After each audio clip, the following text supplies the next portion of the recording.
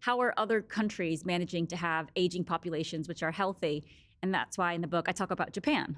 Because Japan has like whole football teams of people over 100. Like they're still playing on a football team. And I was just thinking, what a fascinating place where actually aging independently in a healthy way has been normalized. And how do we actually think of that and think, are we thinking about aging, the idea you get older, you get sick, you die? Why is that normalized instead of you get older, how do you remain independent? How do you remain healthy and actually save some of that budget where we're spending a lot on, the last 20 or 30 years of someone's life? Okay, so how do they have 100-year-olds on football teams? Well, their diet, a huge one. So they have very low rates of obesity, chronic disease.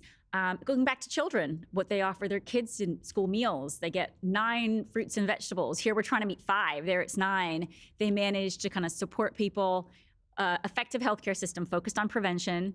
And so they've struggled with smoking rates, but they've brought in legislation to get smoke-free, brought them down, very low rates of respiratory diseases because they've had clean air initiatives and net zero focus.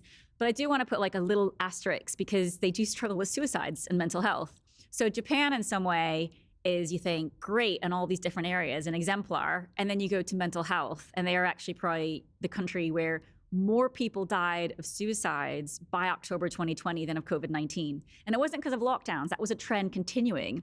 But they are the outlier. And so in a sense of you can maintain someone physically, but actually they do struggle with mental health. And so just to not paint them as the actual perfect population, they have struggles too.